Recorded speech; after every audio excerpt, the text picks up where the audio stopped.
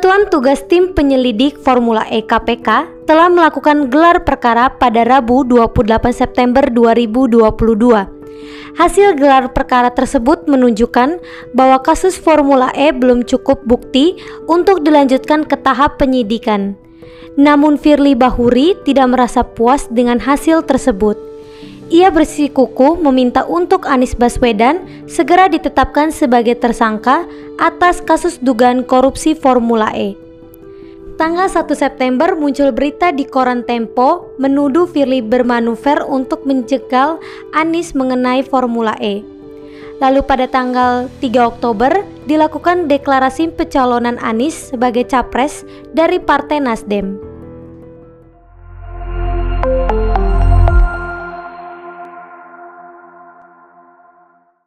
Ini fenomena apa? Ada pencapresan Anies Baswedan oleh Partai Nasdem, tapi Anies masih tersangkut dugaan korupsi Formula E. Baik, dalam kasus penyelidikan yang dilakukan oleh KPK atas dugaan korupsi dalam proyek Formula E, KPK sudah melakukan penyelidikan sejak November 2021.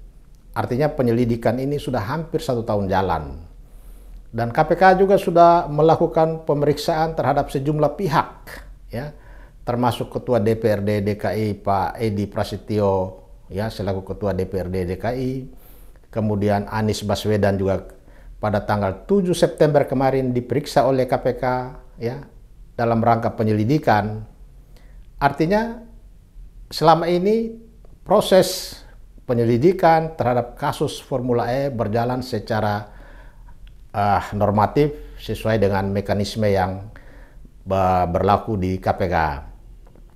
Tetapi yang jadi masalah, ya, ketika Anies Baswedan diperiksa di KPK tanggal 7 September kemarin, sejumlah massa datang dan memberikan dukungan, menyiapkan semacam fasilitas untuk Anies bisa menyampaikan kepada pers tentang hasil pemeriksaannya. Dan itu saya kira sah-sah saja. Tetapi menjadi aneh adalah ketika berita koran Tempo tanggal 1 Oktober kemarin yang menyatakan bahwa pemeriksaan terhadap Anies Baswedan termasuk acara gelar perkara yang dilakukan pada tanggal 28 September 2022 kemarin merupakan manuver Firly Bahuri sebagai Ketua KPK untuk menjegal Anies Baswedan. Nah, terhadap penilaian atau judul berita yang ditulis oleh koran Tempo, sebagai praktisi hukum, saya menolak pernyataan itu. Karena apa? Karena apa yang dilakukan oleh KPK selama ini dalam kasus penyelidikan dugaan korupsi Formula E berjalan sesuai dengan mekanisme yang berlaku baik berdasarkan KUHP maupun berdasarkan Undang-Undang tentang Komisi Pemberantasan Tindak Pidana Korupsi. Artinya apa yang dilakukan oleh Firly Bahuri dan kawan-kawan sampai kepada Firly Bahuri dan kawan-kawan harus mempercepat proses penyelidikannya untuk ditingkatkan ke penyidikan pun menurut saya itu hal yang seharusnya dilakukan. Karena dalam praktek yang juga sudah diantisipasi oleh Undang-Undang tentang Komisi Pemberantasan Korupsi, di situ dikatakan bahwa dalam penyelidikan, penyidikan, dan penuntutan kasus dugaan tindak pidana korupsi, potensi intervensi dari kekuasaan eksekutif, legislatif, dan yudikatif yang di belakangnya itu ada partai politik, itu selalu saja terjadi. Nah, karena Firly melihat potensi ada intervensi yang kemungkinan datang pada tahap-tahap ke depan, itu sudah di depan mata.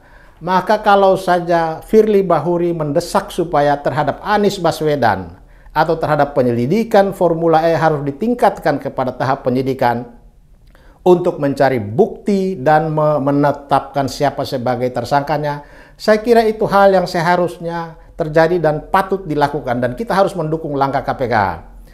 Sedangkan apa yang terjadi beberapa hari kemudian dengan pencapresan oleh Partai Nasdem terhadap Anies, ya, terhadap Anies Baswedan, saya melihat inilah yang dikatakan manuver manuver politik yang tidak cerdas. Kenapa saya katakan manuver politik yang tidak cerdas dari Partai Nasdem? Karena Nasdem harusnya sudah patut menduga bahwa dalam kaitan dengan kasus Formula E, Anies Baswedan potensial bisa dijadikan tersangka. Potensial ya, berdasarkan dari informasi yang selama ini disebut-sebut, berdasarkan penjelasan dan keterangan dari Ketua DPRD DKI Edi Prasetyo, bahwa ada potensi kerugian negara, ada penyimpangan prosedur, ada pelanggaran terhadap mekanisme pengeluaran uang dan lain-lain, sehingga itu semua sedang dikumpulkan oleh KPK. Jadi seharusnya dengan melihat fakta bahwa KPK sedang giat-giatnya memproses perkara dugaan korupsi Formula E, harusnya Partai Nasdem menahan diri, ya. Atau kalau Partai Nasdem tetap menjadikan Anies sebagai capres, maka KPK pun tidak boleh dinilai sebagai melakukan manuver untuk menjegal Anies. Karena penyelidikan kasus ini kan berlangsung sejak November 2021, artinya sudah lama. Sedangkan pencapresan oleh Nasdem terhadap Anies Baswedan baru terjadi kemarin. Jadi penilaian masyarakat atau penilaian pihak-pihak tertentu bahwa ini adalah manuver KPK untuk menjegal Anies Baswedan, maka sebaliknya saya menilai bahwa ini adalah manuver Partai Nasdem untuk menjegal KPK memproses lebih lanjut Anies Baswedan. Apa resiko yang dihadapi Nasdem dan Anies Baswedan pasca pendeklarasian kemarin? Dan pengaruhnya terhadap KPK apa? Ya, risiko pencapresan Anies Baswedan oleh Partai Nasdem sangat besar.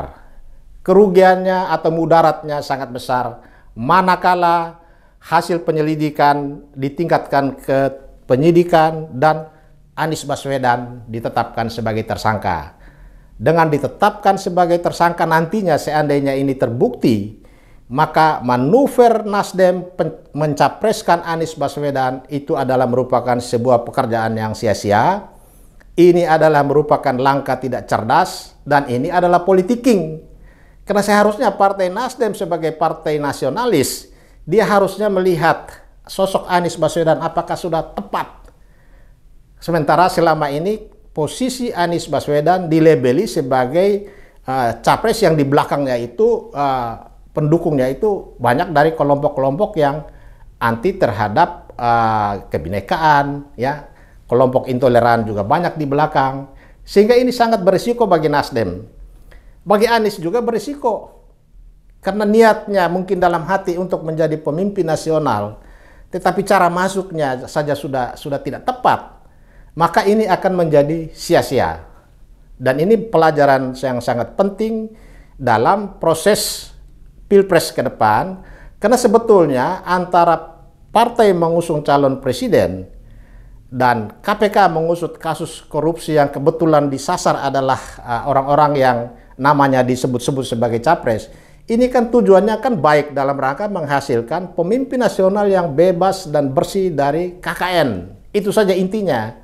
Apakah sikap Firly mendesak peningkatan status Anies Baswedan dalam konteks Anies Baswedan sebagai capres? Dan apakah Partai Nasdem tepat atau tidak? Nah, sikap Firly mendesak supaya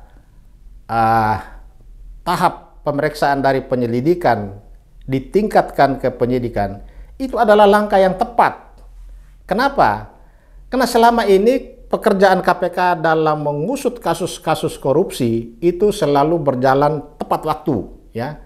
Jarang kita dengar sebuah kasus korupsi yang ditangani oleh KPK itu bertele-tele. Itu satu. Yang kedua, ya, karena Anies Baswedan ini juga disebut-sebut calon presiden yang potensial, ya, karena dia masuk dalam 3 besar. Kemudian Partai Nasdem juga sudah mendeklarasikan mendukung Anies Baswedan sebagai capres 2024. Maka sikap KPK mempercepat proses ini supaya Nasdem tidak salah pilih. Partai-partai koalisi dalam Nasdem tidak salah pilih, rakyat Indonesia pemilih pun tidak salah pilih Dengan demikian, sikap KPK mempercepat itu adalah langkah tepat. Karena KPK ingin supaya calon-calon pemimpin itu ke depan adalah calon-calon yang bisa melakukan tindakan-tindakan yang terutama program pemerintah memberantas korupsi harus berjalan dengan baik. Dan untuk pemberantasan korupsi berjalan dengan baik, pemimpinnya itu juga harus bersih dan bebas dari KKN. Syaratnya apa? Ya melalui mekanisme pemeriksaan di KPK yang saat ini sedang dihadapi oleh Anies Baswedan dalam kasus dugaan korupsi Formula E. Pasca deklarasi pencalonan Anies Baswedan sebagai capres oleh Partai Nasdem, banyak terjadi gerakan eksodus pada Partai Nasdem. Pertanda apakah ini? Ya, ini pertanda bahwa keputusan Nasdem mencapreskan Anies Baswedan tidak didukung oleh arus bawah. Setidak-tidaknya tidak didukung oleh kadernya sendiri atau strukturnya sendiri. Ya, itu satu. Yang kedua, kader-kader Nasdem atau publik melihat bahwa Partai Nasdem mengambil posisi mencapreskan mencapreskan Anies Baswedan sebagai capres 2024 itu sangat tidak pas dengan posisi Partai Nasdem yang selama ini sebagai partai nasionalis, ya, partai yang di dalamnya didukung oleh kelompok nasionalis dalam setiap kali baik itu pilpres maupun pilkada maupun pemilu legislatif. Jadi apa yang terjadi dengan gerakan eksodus yang dilakukan secara besar-besaran oleh kader Partai Nasdem, ya, mulai dari kemarin dan hari ini dan terjadi secara masif, ini adalah buah dari sikap Nasdem yang tadi saya sudah katakan sebagai tidak cerdas, sebagai politiking, dan ini dibaca oleh publik, dibaca oleh kader-kader partai yang ada di tingkat bawah. Kita belum tahu apakah di tingkat pusat, dalam hal ini DPP juga ada tokoh-tokoh atau sosok-sosok di dalam struktur DPP juga akan ada yang mengambil sikap yang sama. Kita lihat ke depan. Tetapi yang jelas ini saya lihat bahwa sebagai langkah tidak cerdas karena mencapreskan seseorang bernama Anies Baswedan pada saat Anies Baswedan tengah menghadapi dugaan korupsi yang mungkin saja dalam waktu dekat KPK akan menaikkannya menjadi penyidikan. Dan ketika dia masuk ke tahap penyidikan, KPK akan tetapkan siapa-siapa tersangkanya. Dan untuk itu mari kita lihat perjalanan proses penyelidikan dan penyidikan yang dilakukan oleh KPK dalam waktu-waktu mendatang. Dan mari kita dukung KPK untuk menuntaskan proses penyelidikan dan penyidikan terhadap dugaan korupsi Formula E. Karena kita sangat berkepentingan dengan kasus ini, karena kasus ini terkait seorang calon presiden yang juga mendapat dukungan masuk dalam 3 besar untuk Pilpres tahun 2024.